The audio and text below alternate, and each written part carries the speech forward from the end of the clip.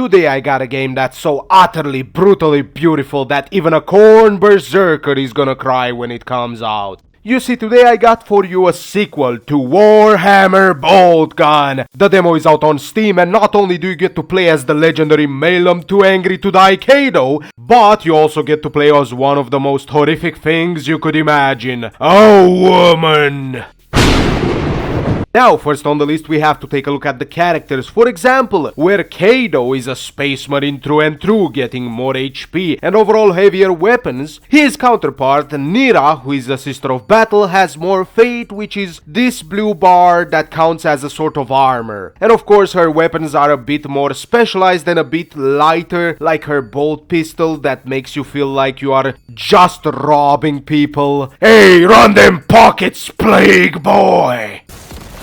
Looking further into the differences between them, you can see that Nira is more agile and nimble, where she can use her power sword to dash forward for quick slashes, and her special attack makes her slide while slashing the enemy's ankles, and her grenade is a melta bomb that specializes in heavier units. Now Kado, on the other hand, is a big bulking menace who shoulder checks any heretics that look at him the wrong way. His grenade is just a standard Astartes grenade, so that means it's gonna turn any Astartes into pavement decorations. His melee attacks focus more on one singular target, and I'm gonna be real with you, I'm not really using melee that much on him. I just wanna run and gun like the good gun and ball gamer I am. Now, another way they made both characters feel different is weapons. For example, where Kado gets a standard bolt gun with 25 round mags and of course the damage that comes with it, Nira, on the other hand, gets a bolt pistol that she can use at the same time as her sword for those quick slash and dash moments. Now, don't go thinking that all of Nira's weapons are gonna be trash, because her second weapon is gonna be something called the Condemner Stake Thrower that can take out a Plague Marine in 2 to 3 shots, whereas Kado will get a good old-fashioned shotgun that can deal good damage to Space Marines. I would recommend you just use it as a cleaning gun for those pesky little fleshy bitsy guys. If you do like Kado and you still want an anti-Space Marine gun, I would recommend you use the Plasma Gun that you can just use as a fully automatic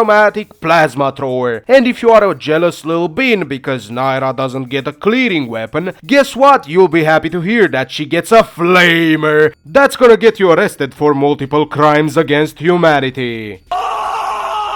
Okay, let's be real here, demons have no human rights, so go have fun!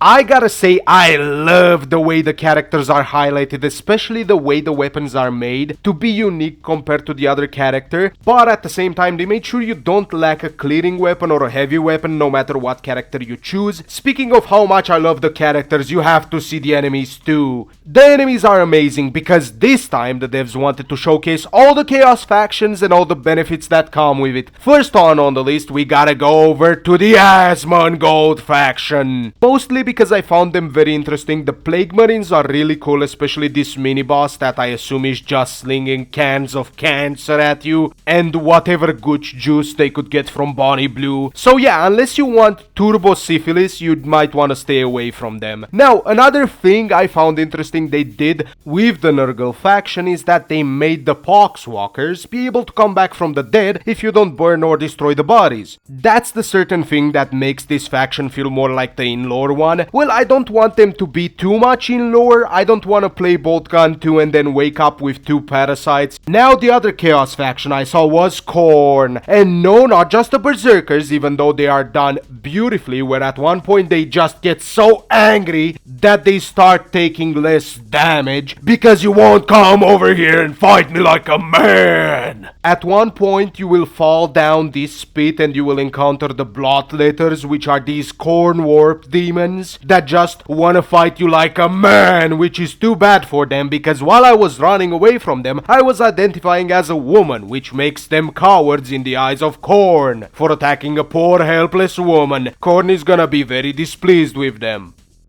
Now, I wanna say that even though the last game still had multiple Chaos factions, it just didn't feel fleshed out enough in my opinion, especially with stuff they have now, like being able to be resurrected by Papa Nurgle if they have met an untimely demise, or the Berserkers getting more armor if they are angry enough, or I've met this one Terminator that just teleported to me, which I gotta say, lore accurate Terminators would be a nightmare. Imagine one of those guys just teleporting behind you.